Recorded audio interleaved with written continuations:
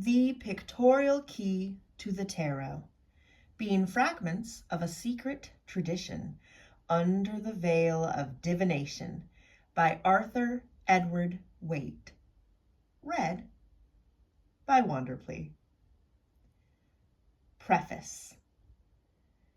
It seems rather of necessity than predilection in the sense of apologia that I should put on record in the first place a plain statement of my personal position, as one who for many years of literary life has been, subject to his spiritual and other limitations, an exponent of the higher mystic schools.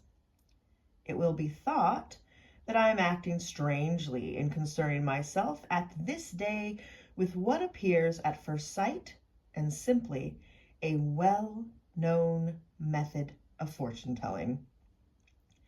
Now, the opinions of Mr. Smith, even in the literary reviews, are of no importance unless they happen to agree with our own. But in order to sanctify this doctrine, we must take care that our opinions and the subjects out of which they arise are concerned only with the highest. Yet it is just this which may seem doubtful in the present instance, not only to Mr. Smith, whom I respect within the proper measures of detachment, but to some of the more real consequence, seeing that their dedications are mine. To these and to any I would say that after the most illuminated Frater Christian Rosy Cross had beheld the chemical marriage in the secret palace of transmutation, his story breaks off abruptly, with an intimation that he expected next morning to be doorkeeper. After the same manner, it happens more often than might seem likely that those who have seen the King of Heaven through the most clearest veils of the sacraments are those who assume thereafter the humblest offices of all about the house of God. By such simple devices also are the adepts and great masters in the secret orders distinguished from the cohort of neophytes as servi servorum mysterii. So also, in a way which is not entirely unlike, we meet with the tarot cards at the outermost gates, amidst the fritterings and debris of the so-called occult arts, about which no one in their senses has suffered the smallest deception. And yet these cards belong in themselves to another region, for they contain a very high symbolism, which is interpreted according to the laws of grace rather than by the pretexts and intuitions of that which passes for divination. The fact that the wisdom of God is foolishness with men does not create a presumption that the foolishness of this world makes in any sense for divine wisdom. So neither the scholars in the ordinary classes nor the pedagogues in the seats of the mighty will be quick to perceive the likelihood or even the possibility of this proposition. The subject has been in the hands of cartomancists as part of the stock in trade of their industry. I do not seek to persuade anyone outside my own circles that this is of much or of no consequence, but on the historical and interpretive sides it has not fared better. It has been there in the hands of exponents who have brought it into utter contempt for those people who possess philosophical insight or faculties for the appreciation of evidence. It is time that it should be rescued, and this I propose to undertake once and for all, that I may have done with the side issues which distract from the term.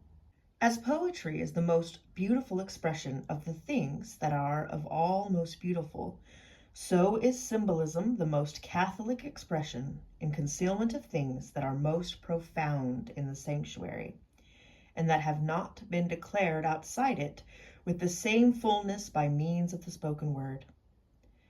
The justification of the rule of silence is no part of my present concern, But I have put on record elsewhere, and quite recently, what it is possible to say on this subject. The little treatise which follows is divided into 3 parts, in the first of which I have dealt with the antiquities of the subject, and a few things that arise from and connect therewith. It should be understood that it is not put forward as a contribution to the history of playing cards, about which I know and care nothing. It is a consideration dedicated and addressed to a certain school of occultism, more especially in France, as to the source and center of all the phantasmagoria which has entered into expression during the last 50 years under the pretense of considering tarot cards historically.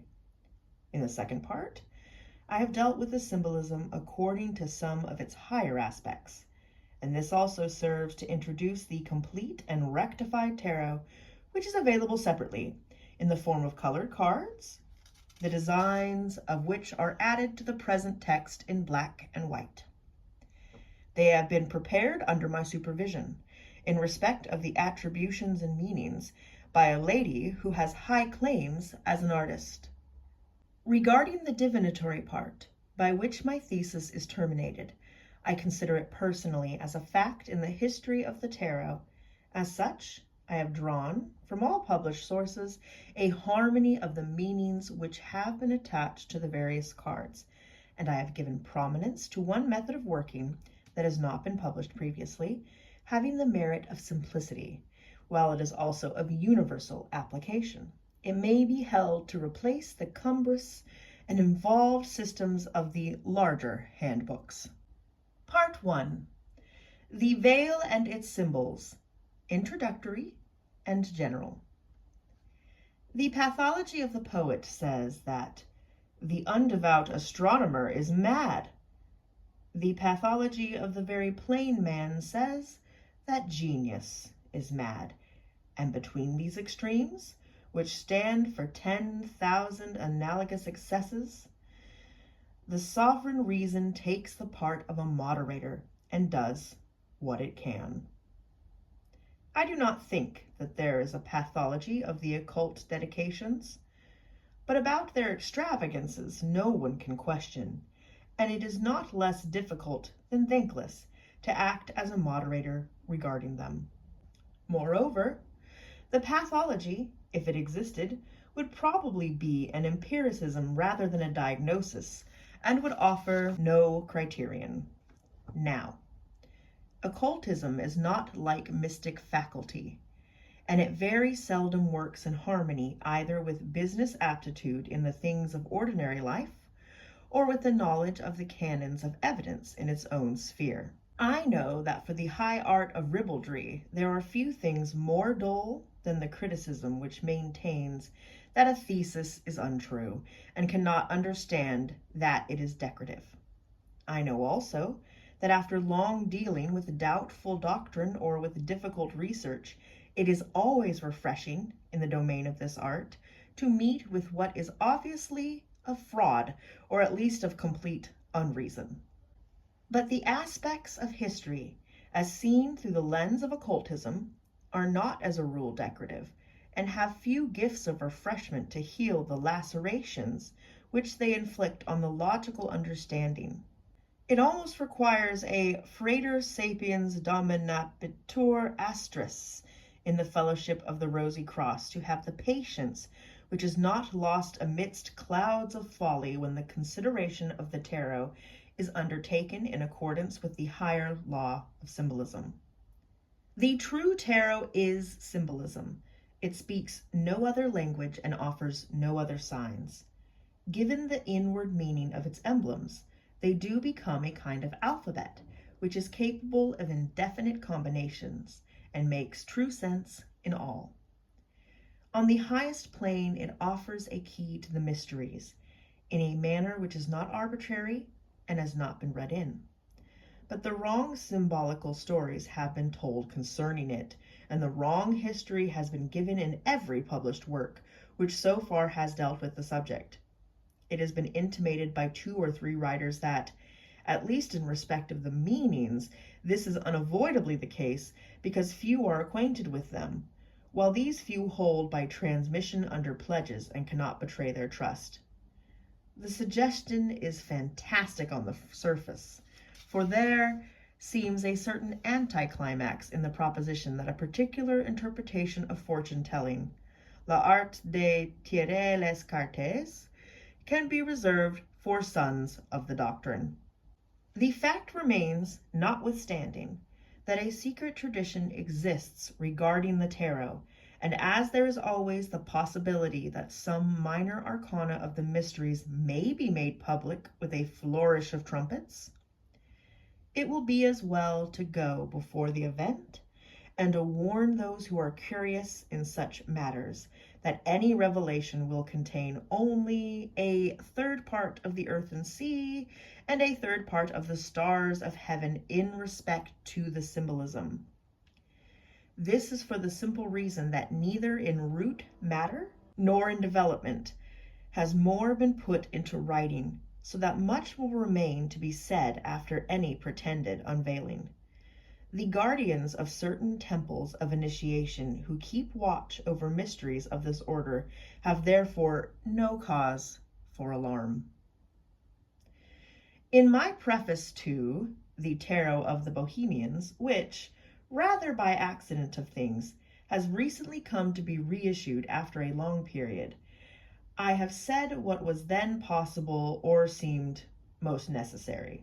The present work is designed more especially, as I have intimated, to introduce a rectified set of the cards themselves, and to tell the unadorned truth concerning them, so far as this is possible in the outer circles.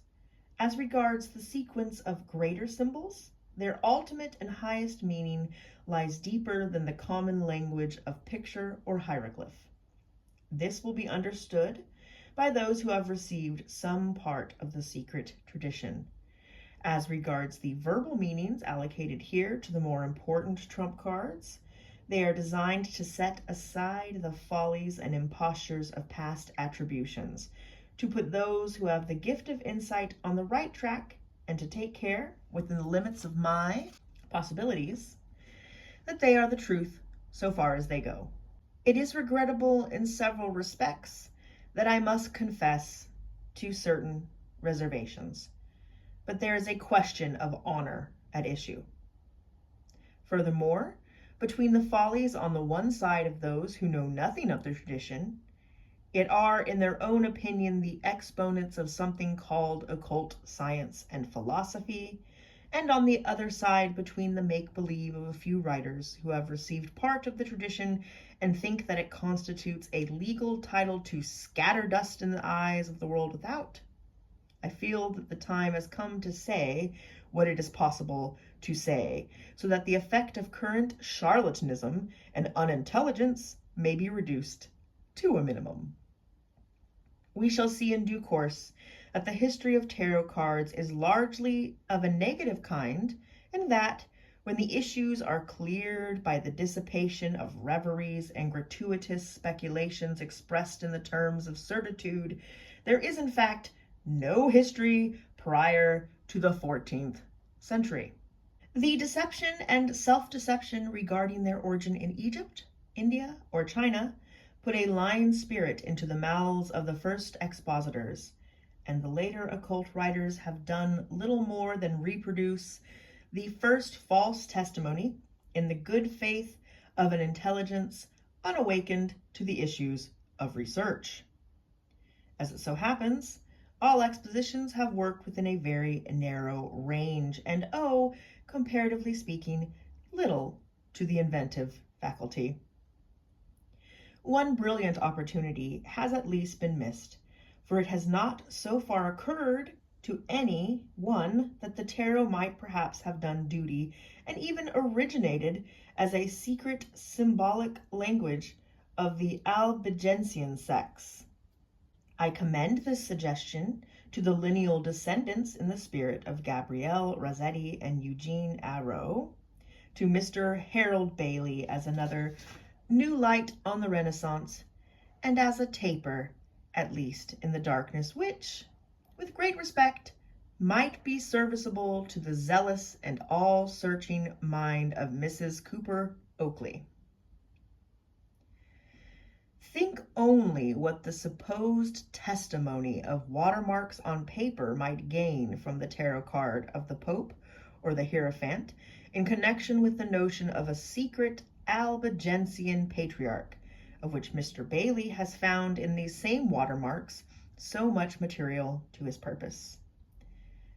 Think only for a moment about the card of the High Priestess as representing the Albigensian Church itself, and think of the tower struck by lightning as typifying the desired destruction of papal Rome, the city on the 7 hills, with the pontiff and his temporal power cast down from the spiritual edifice when it is riven by the wrath of God. The possibilities are so numerous and persuasive that they almost deceive in their expression one of the elect who has invented them. But there is more even than this, though I scarcely dare to cite it. When the time came for the tarot cards to be the subject of their first formal explanation, the archaeologist Court de Jabalain reproduced some of their most important emblems, and, if I may so term it, the codex which he used has served, by means of his engraved plates, as a basis of reference for many sets that have been issued subsequently. The figures are very primitive and differ as such from the cards of Vaitier, the Marseilles tarot, and others still current in France. I am not a good judge in such matters, but the fact that every one of the trumps major might have answered for watermark purposes is shewn by the cases which I have quoted, and by one most remarkable example of the Ace of Cups. I should call it an Eucharistic emblem after the manner of Ciborium, but this does not signify at the moment. The point is that Mr. Harold Bailey gives 6 analogous devices in his new light on the Renaissance, being watermarks on paper of the 17th century, which he claims to be of Albigensian origin and to represent sacramental and grail emblems. Had he only heard of the tarot, had he known that these cards of divination, cards of fortune, cards of all vagrant arts were perhaps current at the period in the south of France, I think that his enchanting but all too fantastic hypothesis might have dilated still more largely in the atmosphere of his dream. We should no doubt have had a vision of Christian Gnosticism, Manichaeanism, and all that he understands by pure primitive gospel shining through the pictures. I do not look through such glasses, and I can only commend the subject to his attention at a later period. It is mentioned here that I may introduce, with an unheard of wonder, the marvels of arbitrary speculation as to the history of the cards. With reference to their form and number, it should scarcely be necessary to enumerate them, for they must be almost commonly familiar. But as it is precarious to assume anything, and as there are also other reasons, I will tabulate them briefly as follows. Class 1, the trumps major. 2, otherwise, greater arcana. 1. The magus, magician, or juggler. The caster of the dice and mountebank in the world of vulgar trickery. This is the colportage interpretation, and it has the same correspondence with the real symbolical meaning that the use of the tarot in fortune-telling has, with its mystic construction according to the secret science of symbolism. I should add that many independent students of the subject, following their own lights, have produced individual sequences of meaning in respect of the trumps major, and their lights are sometimes suggestive, but they are not the true lights. For example, Eliphas Levi says that the magus signifies the unity which is the mother of numbers. Others say that it is the divine unity, and one of the latest French commentators considers that in its general sense it is the will. The High Priestess, the Pope Joan, or female pontiff. Early expositors have sought to term this card the Mother or Pope's wife, which is opposed to the symbolism. It is sometimes held to represent the divine law and the gnosis, in which case the priestess corresponds to the idea of the Shekinah. She is the secret tradition and the higher sense of the instituted mysteries. The Empress, who is sometimes represented with full face, while her correspondence, the Emperor, is in profile. As there has been some tendency to ascribe a symbolical significance to this distinction, it seems desirable to say that it carries no inner meaning. The Empress has been connected with the ideas of universal fecundity, and in a general sense, with activity. The Emperor. By imputation, the spouse of the former, he is occasionally represented as wearing, in addition to his personal insignia, the stars or ribbons of some order of chivalry. I mention this to shew that the cards are a medley of old and new emblems. Those who insist upon the evidence of the one may deal, if they can, with the other. No effectual argument for the antiquity of the particular design can be drawn from the fact that it incorporates old material. But there is also none which can be based on sporadic novelties, the intervention of which may signify only the unintelligent hand of an editor or of a late draftsman. The High Priest or Hierophant, called also spiritual father, and more commonly and obviously the Pope. It seems even to have been named the Abbot, and then its correspondence, the High Priestess, was the Abbess or Mother of the convent. Both are arbitrary names. The insignia of the figures are papal, and in such case the High Priestess is, and can only be, the Church, to whom Pope and priests are married by the spiritual rite of ordination. I think, however, that in its primitive form this card did not represent the Roman pontiff. The Lovers or Marriage. This symbol has undergone many variations, as might be expected from its subject. In the 18th century form by which it first became known to the world of archaeological research, it is really a card of married life, showing father and mother with their child placed between them, and the pagan Cupid above in the act of flying his shaft is, of course, a misapplied emblem. The Cupid is of love beginning rather than of love in its fullness, guarding the fruit thereof. The card is said to have been entitled Simulacrum Fidei, the symbol of conjugal faith, for which the rainbow as a sign of the covenant would have been a more appropriate concomitant. The figures are also held to have signified truth, honor, and love, but I suspect that this was, so to speak, the gloss of a commentator moralizing. It has these, but it has other and higher aspects. The Chariot. This is represented in some extant codices as being drawn by two sphinxes, and the device is in consonance with the symbolism. But it must not be supposed that such was its original form. The variation was invented to support a particular historical hypothesis. In the 18th century, white horses were yoked to the car. As regards its usual name, the lesser stands for the greater. It is really the king and his triumph, typifying, however, the victory which creates kingship as its natural consequence and not the vested royalty of the fourth card. M. Court de Jabalan said that it was Osiris triumphing, the conquering sun in springtime, having vanquished the obstacles of winter. We now know that Osiris rising from the dead is not represented by such obvious symbolism. Other animals than horses have also been used to draw the currus triumphalis, as, for example, a lion and a leopard. Fortitude. This is one of the cardinal virtues, of which I shall speak later. The female figure is usually represented as closing the mouth of a lion. In the earlier form, which is printed by Court de Jabalan, she is obviously opening it. The first alternative is better symbolically, but either is an instance of strength in its conventional understanding, and it conveys the idea of mastery. It has been said that the figure represents organic force, moral force, and the principle of all force.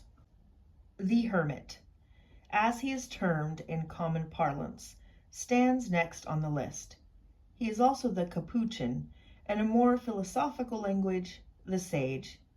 He is said to be in search of that truth which is located far off in the sequence, and of justice which has preceded him on the way. But this is a card of attainment, as we shall see later, rather than a card of quest. It is said also that his lantern contains the light of occult science, and that his staff is a magic wand. These interpretations are comparable in every respect to the divinatory and fortune-telling meanings with which I shall have to deal in their turn. The diabolism of both is that they are true after their own manner, but that they miss all the high things to which the greater arcana should be allocated. It is as if a man who knows in his heart that all roads lead to the heights, and that God is at the great height of all, should choose the way of perdition or the way of folly as the path of his own attainment. Eliphas Levi has allocated this card to prudence, but in so doing he has been actuated by the wish to fill a gap which would otherwise occur in the symbolism. The 4 cardinal virtues are necessary to an ideological sequence like the Trumps Major, but they must not be taken only in that first sense which exists for the use and consolation of him who in these days of halfpenny journalism is called the man in the street. In their proper understanding, they are the correlatives of the counsels of perfection, when these have been similarly re-expressed, and they read as follows. A. Transcendental justice, the counter-equilibrium of the scales, when they have been overweighted so that they dip heavily on the side of God. The corresponding counsel is to use loaded dice when you play for high stakes with Diabolus. The axiom is aut deus aut nihil. B. Divine ecstasy, as a counterpoise to something called temperance, the sign of which is, I believe, the extinction of lights in the tavern. The corresponding counsel is to drink only of new wine in the kingdom of the Father, because God is all in all. The axiom is that man, being a reasonable being, must get intoxicated with God. The imputed case in point is Spinoza. C. The state of royal fortitude, which is the state of a tower of ivory and a house of gold, but it is God and not the man who has become turris fortunadinis e faci intimacy, and out of that house the enemy has been cast. The corresponding counsel is that a man must not spare himself even in the presence of death, but he must be certain that his sacrifice shall be, of any open course, the best that will ensure his end. The axiom is that the strength which is raised to such a degree that a man dares lose himself shall shew him how God is found, and as to such refuge, dare therefore and learn. D. Prudence is the economy which follows the line of least resistance, that the soul may get back whence it came. It is a doctrine of divine parsimony and conservation of energy, because of the stress, the terror, and the manifest impertinences of this life. The corresponding counsel is that true prudence is concerned with the one thing needful, and the axiom is, waste not, want not. The conclusion of the whole matter is a business proposition founded on the law of exchange. You cannot help getting what you seek in respect of the things that are divine. It is the law of supply and demand. I have mentioned these few matters at this point for two simple reasons. A, because in proportion to the impartiality of the mind, it seems sometimes more difficult to determine whether it is a vice or vulgarity which lays waste the present world more piteously.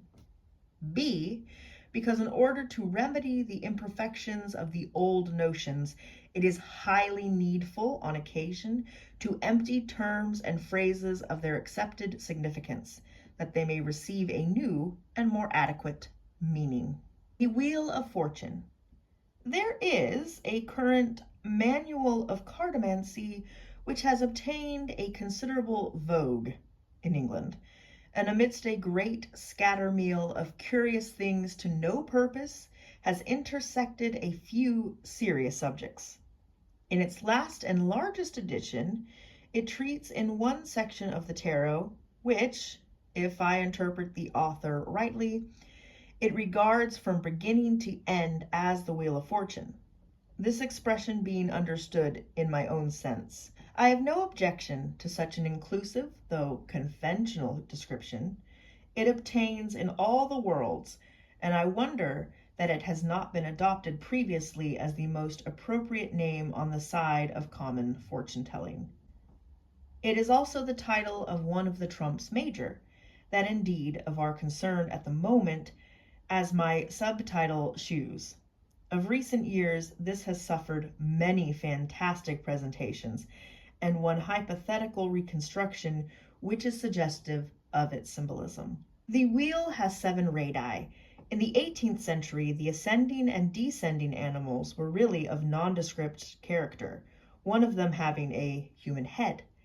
At the summit was another monster with the body of an indeterminate beast, wings on shoulders and a crown on head. It carried 2 wands in its claws. These are replaced in the reconstruction by a Hermanubis rising with the wheel, a sphinx couchant at the summit, and a typhon on the descending side. Here is another instance of an invention in support of a hypothesis.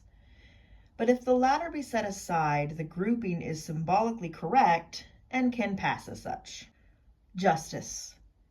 That the tarot, though it is of all reasonable antiquity, is not of time immemorial, is shewn by this card, which could have been presented in a much more archaic manner. Those, however, who have gifts of discernment in matters of this kind will not need to be told that age is in no sense of the essence of the consideration. The right of closing the lodge in the 3rd craft grade of masonry may belong to the late 18th century, but the fact signifies nothing. It is still the summary of all the instituted and official mysteries. The female figure of the 11th card is said to be Astrea, who personified the same virtue and is represented by the same symbols. This goddess notwithstanding, and notwithstanding the vulgarian Cupid, the tarot is not of Roman mythology or of Greek either. Its presentation of justice is supposed to be one of the 4 cardinal virtues included in the sequence of greater arcana, but, as it so happens, the 4th emblem is wanting, and it became necessary for the commentators to discover it at all costs. They did what it was possible to do, and yet the laws of research have never succeeded in extricating the missing Persephone under the form of Prudence. Court de Chavaillon attempted to solve the difficulty by a tour de force, and believed that he had extracted what he wanted from the symbol of the hanged man, wherein he deceived himself. The tarot has, therefore, its justice, its temperance also, and its fortitude, but owing to a curious omission, it does not offer us any type of prudence, though it may be admitted that, in some respects, the isolation of the hermit, pursuing a solitary path by the light of his own lamp, gives, to those who can receive it, a certain high counsel in respect of the via prudentiae. The Hanged Man. This is the symbol which is supposed to represent prudence, and Eliphas Levi says, in his most shallow and plausible manner, that it is the adept bound by his engagements. The figure of a man is suspended head downwards from a gibbet, to which he is attached by a rope about one of his ankles. The arms are bound behind him, and one leg is crossed over the other.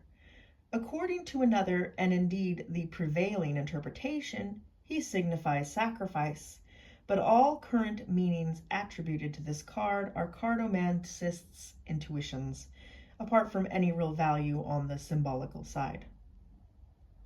The fortune tellers of the 18th century who circulated tarots depicts a semi-feminine youth in jerkin, poised erect on one foot and loosely attached to a short stake driven into the ground. Death. The method of presentation is almost invariable and embodies a bourgeois form of symbolism. The scene is the field of life, and amidst ordinary rank vegetation, there are living arms and heads protruding from the ground. One of the heads is crowned, and a skeleton with a great scythe is in the act of mowing it. The transparent and unescapable meaning is death, but the alternatives allocated to the symbol are change and transformation. Other heads have been swept from their place previously, but it is, in its current and patent meaning, more especially a card of the death of kings. In the exotic sense, it has been said to signify the ascent of the spirit in the divine spheres, creation and destruction, perpetual movement, and so forth. Temperance. The winged figure of a female who, in opposition to all doctrine concerning the hierarchy of angels, is usually allocated to this order of ministering spirits, is pouring liquid from one pitcher to another. In his last work on the tarot, Dr. Papus abandons the traditional form and depicts a woman wearing an Egyptian headdress.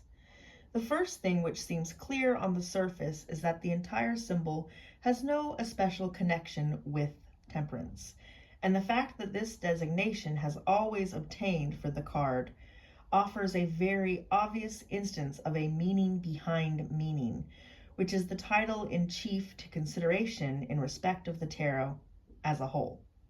The Devil. In the 18th century, this card seems to have been rather a symbol of merely animal impotency. Except for a fantastic headdress, the chief figure is entirely naked. It has bat-like wings, and the hands and feet are represented by the claws of a bird. In the right hand, there is a scepter terminating in a sign which has been thought to represent fire. The figure as a whole is not particularly evil. It has no tail, and the commenters who have said that the claws are those of a harpy have spoken at random. There is no better ground for the alternative suggestion that they are eagle's claws. Attached by a cord depending from their collars to the pedestal on which the figure is mounted are two small demons, presumably male and female. These are tailed, but not winged. Since 1856, the influence of Eliphas Levi and his doctrine of occultism has changed the face of this card, and it now appears as a pseudo-Baphometic figure with the head of a goat and a great torch between the horns. It is seated instead of erect, and in place of the generative organs, there is the hermetic caduceus. In Les Tarot Divinatoires of Papus, the small demons are replaced by naked human beings, male and female, who are yoked only to each other. The author may be felicitated on this improved symbolism. The Tower Struck by Lightning. Its alternative titles are Castle of Plutus, God's House, and the Tower of Babel.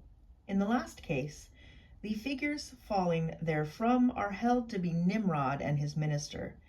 It is assuredly a card of confusion, and the design corresponds, broadly speaking, to any of the designations except Maison Dieu, unless we are to understand that the house of God has been abandoned and the veil of the temple rent. It is a little surprising that the device has not so far been allocated to the destruction of Solomon's temple, when the lightning would symbolize the fire and sword with which that edifice was visited by the king of the Chaldees. The star, dog star, or Sirius, also called fantastically the Star of the Magi. Grouped about it are 7 minor luminaries, and beneath it is a naked female figure with her left knee upon the earth and her right foot upon the water. She is in the act of pouring fluids from 2 vessels. A bird is perched on a tree near her. For this, a butterfly on a rose has been substituted in some later cards. So also the star has been called that of hope. This is one of the cards which Coeur de Javelin describes as wholly Egyptian, that is to say, in his own reverie. The moon. Some 18th century cards shew the luminary on its waning side, in the debased edition of Etienne. It is the moon at night in her plenitude, set in a heaven of stars. Of recent years the moon is shewn on the side of her increase. In nearly all presentations she is shining brightly and shedding the moisture of fertilizing dew in great drops. Beneath there are 2 towers, between which a path winds to the verge of the horizon. 2 dogs, or alternatively a wolf and a dog, are baying at the moon, and in the foreground there is water, through which a crayfish moves toward the land. The sun. The luminary is distinguished in older cards by chief rays that are waved and salient alternatively, and by secondary salient rays. It appears to shed its influence on earth not only by light and heat, but, like the moon, by drops of dew. Coeur de Javelin termed these tears of gold and of pearl, just as he identified the lunar dew with the tears of Isis. Beneath the dog star there is a wall suggesting an enclosure, as it might be a walled garden, wherein are 2 children, either naked or lightly clothed, facing a water and gambolling, or running hand in hand. Eliphas Levi says that these are sometimes replaced by a spinner unwinding destinies, and otherwise by a much better symbol, a naked child mounted on a white horse and displaying a scarlet standard. The Last Judgment. I have spoken of this symbol already, the form of which is essentially invariable, even in the Etienne set. An angel sounds his trumpet per sepulchra regionum, and the dead arise. It matters little that Etienne omits the angel, or that Dr. Papist substitutes a ridiculous figure, which is, however, in consonance with the general motive of that tarot set which accompanies his latest work. Before rejecting the transparent interpretation of the symbolism which is conveyed by the name of the card and by the picture which it presents to the eye, we should feel very sure of our ground. On the surface, at least, it is and can be only the resurrection of that triad, father, mother, child, whom we have met with already in the 6th card. M. Bourget hazards the suggestion that esoterically it is the symbol of evolution, of which it carries none of the signs. Others say that it signifies renewal, which is obvious enough, that it is the triad of human life, that it is the generative force of the earth and eternal life. Coeur de Javelin makes himself impossible as usual, and points out that if the gravestones were removed, it could be accepted as a symbol of creation. 21, which, however, in most of the arrangements is the cipher card, number nothing, the fool, mate, or unwise man. Coeur de Javelin places it at the head of the whole series as the 0 or negative, which is presupposed by numeration. And as this is a simpler, so also it is a better arrangement. It has been abandoned because in later times the cards have been attributed to the letters of the Hebrew alphabet, and there has been apparently some difficulty about allocating the zero symbol satisfactorily in a sequence of letters, all of which signify numbers. In the present reference of the card to the letter shin, which corresponds to 200, the difficulty or the unreason remains.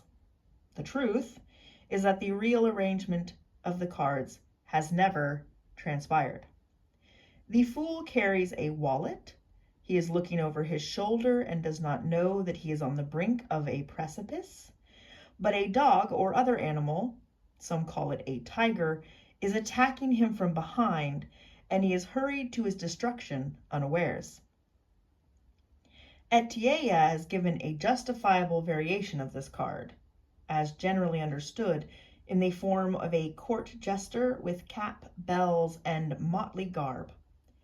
The other descriptions say that the wallet contains the bearer's follies and vices, which seems bourgeois and arbitrary.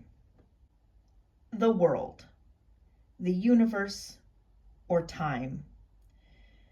The four living creatures of the Apocalypse and Ezekiel's vision, attributed to the evangelists in Christian symbolism, are grouped about an elliptic garland, as it were a chain of flowers intended to symbolize all sensible things. Within this garland there is a figure of a woman whom the wind has girt about the loins with a light scarf, and this is all her vesture.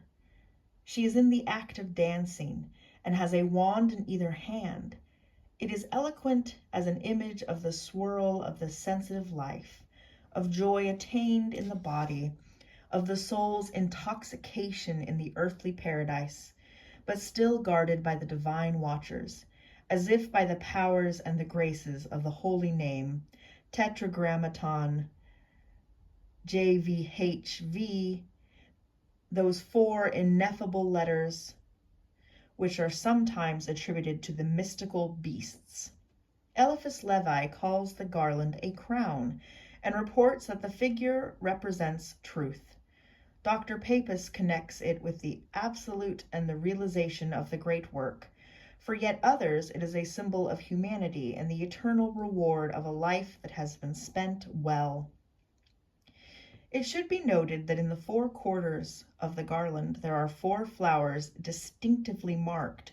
According to P. Christian, the garland should be formed of roses, and this is the kind of chain which Eliphas Levi says is less easily broken than a chain of iron.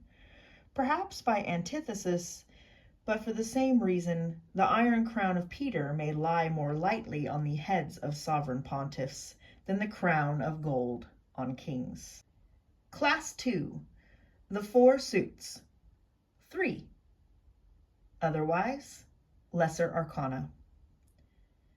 The resources of interpretation have been lavished, if not exhausted, on the 22 trumps major, the symbolism of which is unquestionable. There remain the four suits, being wands or scepters, ex hypothesi, in the archaeology of the subject, the antecedents of diamonds in modern cards, cups corresponding to hearts, swords, which answer to clubs, as the weapon of chivalry is in relation to the peasant's quarterstaff or the Alsatian bludgeon, and finally pentacles, also called deniers, and money, which are the prototypes of spades. In the old, as in the new suits, there are 10 numbered cards, but in the tarot there are 4 court cards allocated to each suit, or a knight in addition to king, queen, and knave. The knave is a page, valet, or damoncheux. Most correctly, he is an esquire, presumably in the service of the knight, but there are certain rare sets in which the page becomes a maid of honor, thus pairing the sexes in the tetrad of the court cards. There are naturally distinctive features in respect of the several pictures, by which I mean that the King of Wands is not exactly the same personage as the King of Cups, even after allowance has been made for the different emblems that they bear, but the symbolism resides in their rank and in the suit to which they belong. So also the smaller cards which, until now, have never been issued pictorially in these our modern days, depend on the particular meaning attaching to their numbers in connection with a particular suit. I reserve, therefore, the details of the lesser arcana till I come to speak in the second part of the rectified and perfected tarot which accompanies this work. The consensus of divinatory meanings attached both to the greater and lesser symbols belongs to the third part.